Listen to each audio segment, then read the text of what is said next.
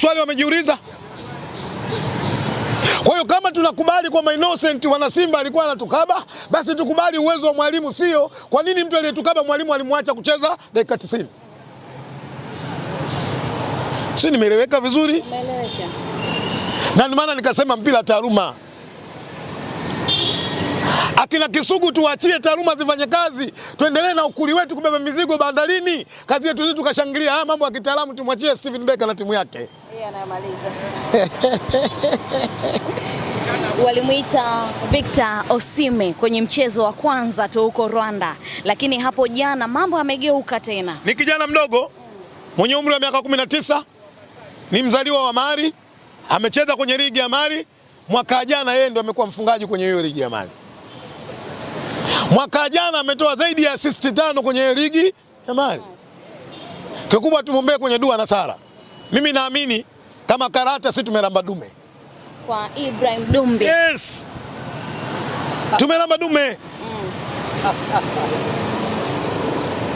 Na hiki ambacho ninachokisema, moja katika vitu ambavyo Salome na waandishi wa habari na wahusia, hichi kipande kiwekeni, baada ya wiki moja njoeni mnaulize Kisugu nini ulisema na nini kinatokea. Baada ya wiki moja. Yes. Tarajia makubwa kwa Ibrahim Dumbe. Leo Ibrahim Dumbia, leo ukimwangalia Karesto, ukiangalia wachezaji wa Simba ndani ya wiki moja walikuwa kwenye mapumziko. Kila mchezaji ndo anarudi kwenye timu. Na kurudi kwa namna mbili. Kuna wachezaji leo wameenda pale Rwanda, ndio kwanza kwa mara ya kwanza wanafika pale Rwanda. Sio, nimeeleweka vizuri? Kwa hiyo uwezi ukaenda ukashumjua wachezaji uwezo wao, hali ya kuwa unajua ndio kwanza timu iko kwenye pre-season, hali ya kuwa unajua ndio kwanza wachezaji wageni wanajaribu kuingia kwenye nini? Kwenye timu. Unaweza ukawa mchezaji mzuri ulikotoka na watu wakakiri kwamba huyu ni mchezaji mzuri, lakini ulipokutana na mwalimu anaweza kukubadilisha kutoka kwenye mfumo mmoja kwenda kwenye mfumo mwingine. Unaweza kuna muda ukashindwa kuadapt mazingira au mifumo kwa haraka namna mwalimu anafanyaje anavyotaka, lakini step by step taratibu ama slow but sure. Yule amekaa na midevu yake ananiangalia tu. Njoo. Taratibu mikono. Kwa hiyo mimi sina mashaka. Na sisi wana Simba tumerelax. Hatuna pressure. Ila nawapa pole makocha wa Instagram wataumia sana bwana. Mikoe Kisugu, watu wameenda mbali zaidi baada ya watani wenu Young Africans kumshusha Peter Shalulile. Wanasema pressure ya Peter Shalulile inawafanya nyie muone kinachofanyika Rwanda sio kitu. Tuanzie hapo. Shalulile mlimhitaji kwenye kikosi cha Simba, tetesi zilikuwepo, lakini watani wenu wametoa takriban bilioni 1.8 kuinasa saini ya Peter Shalulile. Mikoe. Unajua ningeona ajabu sana Salome ungekosa kuuliza hili swali. Na mimi naamini Salome umejipanga.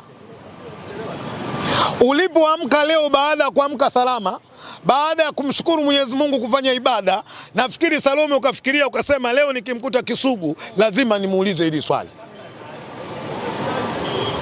Hapa nataka nitoe somo kidogo. Kwenye mpira, maana kwenye football kuna vitu viwili muhimu.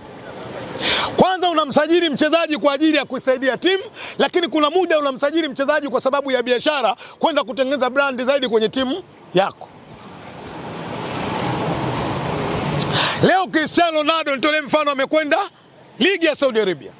Hakwenda kule kwa sababu ya uwezo mkubwa. Watu wamemchukua kwa ajili ya biashara kwenye ile timu.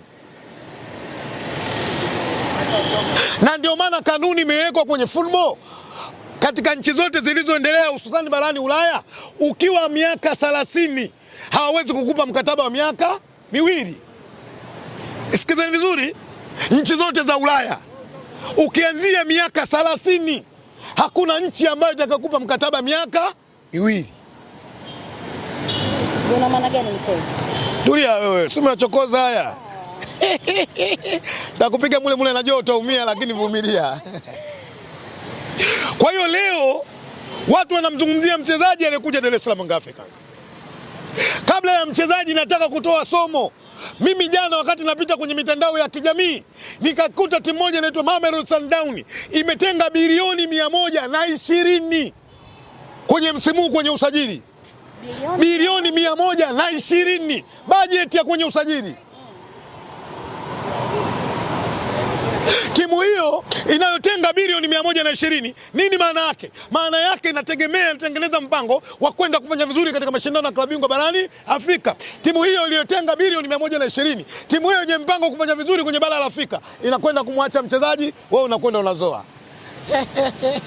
Tulia, umeyataka hayo. Mimi niseme ukweli, wala nisiogope wala nisiteme macho, na mheshimu Peter kwa historia, si mheshimu Peter kwa uwasilia wa sasa.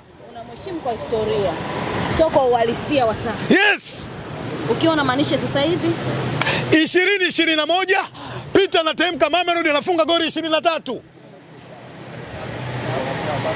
21-22 Peter anafunga goli 12. Salome amepanda ameshuka?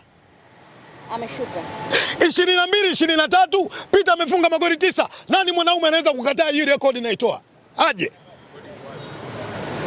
9. 23-24 anafunga tena goli 9 kwenye msimu. 25-26 amecheza mechi 16.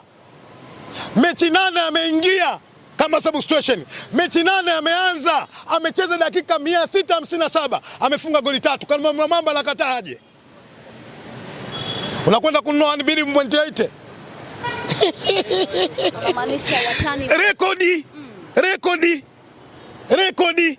Nani anakataa anasema rekodi hizi za uongo? Nani? Unamaanisha watani wamekwama kwenye usajili wa Peter Shalulile. Ukiumia tu. Namba zipo kwa ajili za kusomwa, namba zipo kwa ajili ya kuzungumzwa. Na mheshimu Peter kwa historia yake, lakini si mheshimu Peter kwa uwasilia. Uhalisia. Sio uwasilia. Leo hii Peter amekwenda Yanga kwa free agent. Ndivyo sivyo? Kweli. Kuna free agent za namna mbili. Hapa watu hawaelewi. Free agent za namna mbili. Kuna free agent ya mchezaji kuhitajika na timu lakini kuikataa timu. Sinaeleka vizuri. Anaikataje? Wanamwambia bwana, mkataba unaisha, sisi tunahitaji kuongeza mkataba na wewe. Mchezaji anasema hapana, namalizia mkataba wangu na kwenda kutafuta maisha mengine. Hiyo free agent ya kwanza. Ya pili? Kuna free agent ya pili.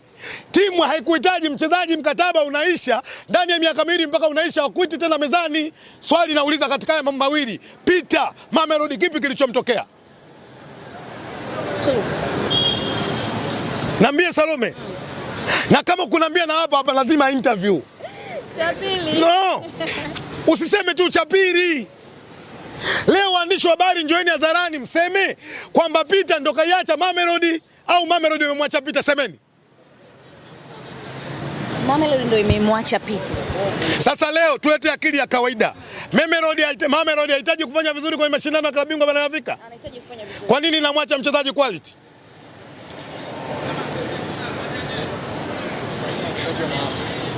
Kutiangati anga mpongote we ibalange mikongo we kuibalange mikongo, kutiangati anga mpongote we ibalange mikongo we kuibalange. Una maana gani sasa? Yaani iko hivi. Na ndio maana mimi nampongeza mdogo wangu Baraka Yanga. Leo kwa mara ya kwanza namtaja Baraka kwenye interview yangu. Unampongeza Baraka Yanga? Kwa mara ya kwanza. Kwa nini unampongeza Baraka? Nampongeza mdogo wangu Nasoro kwa mara ya kwanza. Walisimama kwenye mitandao, wakaonyesha ujasiri, wakamwambia viongozi, huyu sio mchezaji, huyu anakuja kustafia kwenye timu yetu, achane naye. Hakusema.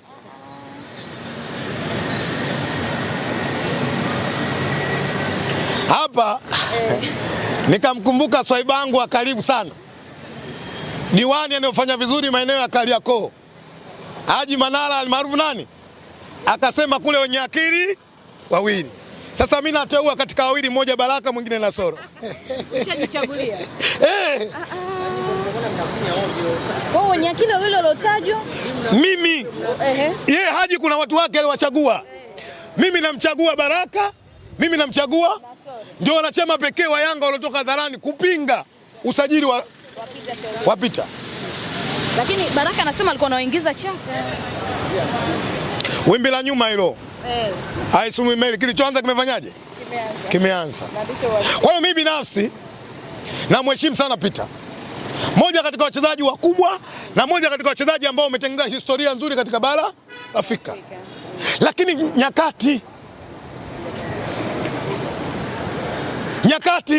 Chama na miaka mingapi?